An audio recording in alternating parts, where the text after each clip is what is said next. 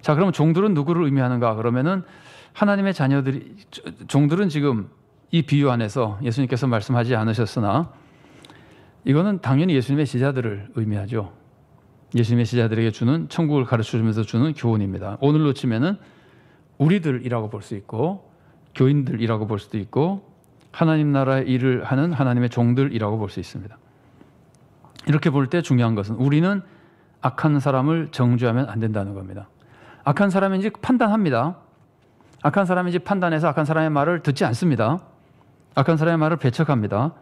그러나 우리가 그 사람을 정죄해서 교회에서 쫓아낸다든가 함부로 그런 걸 하면 안 된다는 거예요. 그 얘기는 이제 더 이상 자세하지 않기로 하고, 악한 사람을 우리는 정죄하면 안 된다는 겁니다. 그럼 우리가 해야 될 일은 뭔가? 우리가 해야 될 일은 악한 사람이라 하더라도 우리가 해야 되는 것은 씨를 뿌리고 복음을 전하는 겁니다. 지금 종들은 씨 뿌리는 일에만 동원될 수 있고 추수하는 일은 동원되지 않습니다. 종들은 추수하지 않습니다. 종들은 씨를 뿌리는 걸 도와야 됩니다. 그러니까 우리도, 지금 우리도 사람을 정죄하는 것이 아니라 계속해서 복음을 전하고 씨를 뿌리고 하나님의 백성을 세우고 구원하고 사랑을 베풀고 하는 것이 우리의 사명이라는 겁니다.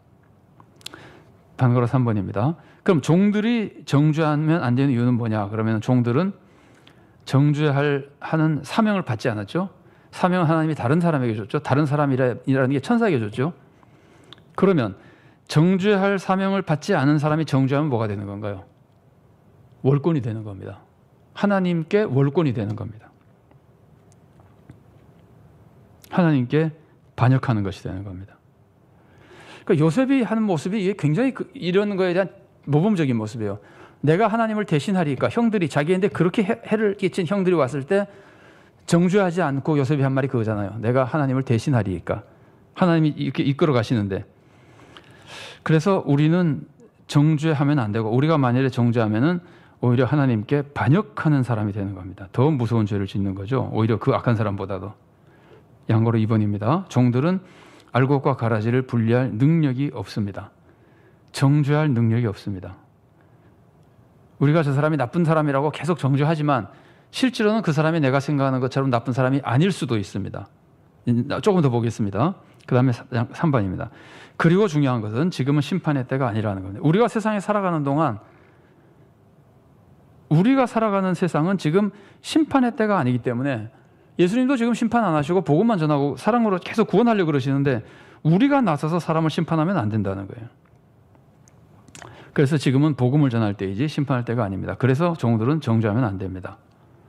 그 다음에 이제 우리가 추가로 생각할 수 있는 것인데, 예수님이 이 비유를 알레고리적으로 요소 하나하나마다 의미를 다 부여해 주셨기 때문에 그 의미를 알고 나서 우리가 추가로 생각할 수 있는 겁니다. 비유는 지금 지상에서 일어난 일이기 때문에 밀을 뿌리고 가라지를 뿌렸는데 밀이 가라지가 됩니까? 안 되죠. 가라지가 밀이 됩니까? 안 되죠. 이거는 세상에서는 안 되는 일이에요. 그런데 예수님이 알레고리로 이렇게 설명해 주고 나서 알레고리로 해석된 요소를 놓고 보면은 착한 사람이 악한 사람이 됩니까? 악한 사람이 착한 사람이 됩니까? 좀 달리 말하면은 교회를 박해하던 사람이 예수님 믿는 사람이 됩니까? 교회를 열심히 믿던 사람이 교회를 박해한 사람이 됩니까? 다 되잖아요. 이제 알레고리로 들어가고 나면 이게 실제로 일어나는 일이라는 말이에요. 그래서 현실에서는 실제로 이게 이제 곡식의 문제가 아니라 사람의 문제라고 했을 때는 선한 사람이 악한 사람이 되고 악한 사람이 선한 사람이 되는 겁니다. 그러면 심판에서 굉장히 중요한 기준이 뭐가 되는 거죠? 이거는 시기가 되는 겁니다. 언제 심판하느냐에 따라서, 만일에 내일 선한 사람으로 회개할 사람이 오늘 심판받아 버리면 죽잖아요. 근데 모레 심판받으면 구원받잖아요. 그러니까 심판의 시기가 그 사람의 생명을 좌우하는 거예요. 그러니까 이 요소 때문에 심판의 시기가 말할 수 없이 중요한 겁니다. 그래서 하나님이 가장 정확할 때에 종말의 심판을 이루시는 겁니다. 계속 좀 더 보겠습니다. 5번 보면은 가라지가 알곡이 되는 길, 이건 이제 본문에 안 나옵니다만은 그 앞에 씨 뿌리는 자 비유가 쭉 나와 있거든요. 그래서 씨 뿌리는 자 비유를 보면은 열매를 맺지 못하는 씨가 있고 열매를 맺는 씨가 있잖아요. 그럼 열매를 맺는 씨를 알곡이 되는 것이라고 우리가 보면은 우리가 짐작할 수 있는 겁니다. 앞에 비유를 통해서. 가라지가 알곡이 되는 길은, 자, 마태복음 13장 23절 말씀입니다. 씨 뿌린 자 비유에서 열매를 맺는 씨의 모습입니다. 제가 봉독해 드리겠습니다. 좋은 땅에 뿌려졌다는 것은 말씀을 듣고 깨닫는 자니, 여기서 지금 깨닫는 것이 강조되어 있어요. 결실하여 어떤 것은 100배, 어떤 것은 60배, 어떤 것은 30배가 되느니라 하시더라. 그러니까 결실을 맺는 씨는 깨달은 씨죠. 그죠? 그러면 가라지가 알곡이 되려면 뭐가 필요한 거죠? 깨달아야 되는 겁니다. 그런데 여기는 이렇게만 설명해 놨지만 이 깨닫는 것은 이것하고 조금 비슷해요. 씨 뿌린 자 비유에서 씨가 네 가지 땅에 떨어지죠. 길가에 떨어지고 돌밭에 떨어지고, 이거는 안 보셔도 다 알죠. 가시떨기에 떨어지고 옥토에 떨어지잖아요. 그러면 길가에 떨어지는 말씀을 듣고 전혀 받아들이지 못해가지고 새가 먹어버리잖아요. 깨닫지 못한 사람이라고 볼 수도 있습니다. 쉽게 그냥 맞추면. 그런데 여기서 설명이 안 되어 있지만 돌밭에 떨어진 씨는 뭐예요? 박해가 일어나면 열매 못 맺잖아요. 그러니까 알곡이 가라지가 되려면 박해를 이겨내야 돼요. 그 다음에 가시떨기 밭에 떨어진 씨는 유혹과 염려 이런 것들 때문에 열매 못 맺거든요. 그러니까 가라지가 알곡이 되려면은 유혹을 이겨야 되고 염려를 이겨내야 됩니다. 그래서 제가 옆에다 그렇게 덧붙여 쓴 겁니다. 말씀을 듣고 깨닫는 자가 결실을 하는데 이를 위해서는 박해나 염려나 유혹 이런 것들도 다 이겨내야 됩니다. 물론 다 이제 믿음으로 이겨내는 거죠. 그래서 예수님 믿으면은 가라지였던 사람이 알곡이 되는 겁니다. 그래서 이제 반괄호 6번을 보시면은 지금 가라지가 알곡이 되기를 기다리시는 하나님의 모습을 우리가 생각할 수 있습니다. 절대로 하나님이 지금 심판하고 기다리고 계시는데 내가 심판하면 안 된다는 말이에요.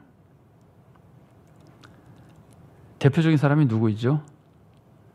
기다렸다가 위대한 사도가 된 사람, 사울이라는 사람이, 사울이 막 교회 박해할 때는 이거는 누가 봐도 가라지라고밖에 볼 수 없잖아요. 그런데 이 사람이 하나님의 때에 하나님의 역사로 예수님 믿더니 보통 사람이 아니라 사도까지 돼가지고 자신도 구원받았겠지만 말할 수 없이 세상을 구원하는데 큰 일을 하잖아요. 그래서 이 말씀과 좀 통하는 좋은 말씀이, 제가 성경 인용하지 못했는데,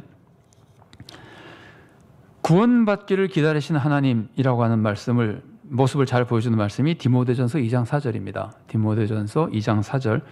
혹시 관심 있으면 메모해 놓으셨다가 한번 찾아보셔도 좋겠습니다. 제가 읽어드리겠습니다. 디모데전서 2장 4절 말씀은 하나님은 모든 사람이 구원을 받으며 진리를 아는 데 이르기를 원하시느니라. 그러니까 하나님의 마음이 이 마음이기 때문에 종말 때까지 기다리는 것은 가라지가 알곡되기를 기다리시는 거예요.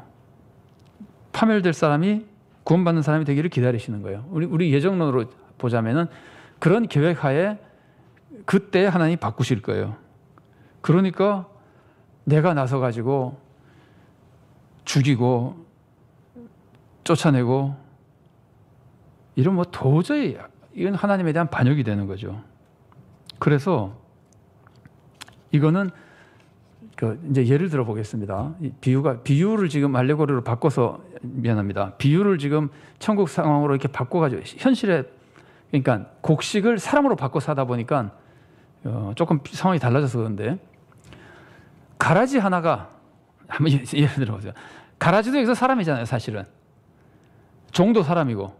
그러면 가라지 하나가 밀을 해치는 것하고 종이 밀을 해치는 거하고 누가 더 많이 해치는 건가요? 밭으로 들어만 갔다 하면. 종이 뽑으러 들어가면은 가라지 하나가 밀을 해치는 것보다 종이 더 많이 해치는 거죠. 이 말을 달리 말하면은 교회 안에서 신앙이 성숙하지 못하고 성격이 못됐고, 그래서 그 사람이 교회를 해치는 것보다 그 사람을 심판하겠다고 나서는 사람이 교회를 해치는 것이, 이 비유로 보자면은 더 크다는 거예요, 더 작다는 거예요? 더 크다는 거죠. 이게 무서운 것이, 그 악한 사람을 정죄하려고 하는 이 사람의 마음은 악한 마음이 아니잖아요. 교회가 잘 되게 하려는 마음이잖아요. 하나님의 뜻을 이루려고 하는 마음이잖아요. 교회의 정의를 세우려는 마음이잖아요. 그런데 그 마음으로 그 사람이 한 것이 하나님께는 반역이고 교회는 더 많은 해를 끼치고 사람들의 영혼을 더 많이 구원에서 멀어지게 만든다는 말이에요. 그래서 제가 이 가라지비가 굉장히 무섭다고 말씀을 드리는 겁니다. 왜냐하면 우리가 다 그런 실수를, 아마 잘은 몰라도 대부분의 성도들이, 특별히 교회에 관심 있는 사람, 교회 어쩌다 한 번씩 주일 나가서 예배드리고 잘 안 나고 이런 사람은 뭐 안 그럴 겁니다만은 그렇지만 않다면은 예수님의 제자나 종이라고 불릴 만한 사람이라면은 대부분 이런 실수를 할 것이라고 생각이 됩니다. 그래서 이게 굉장히 무서운 말씀이에요. 이 적용은 더 무섭습니다. 각오하고 들으셔야 됩니다. 제가 너무 미리 과연 말했는지 모르겠는데 그만큼 우리가 조심해야 될 말이에요.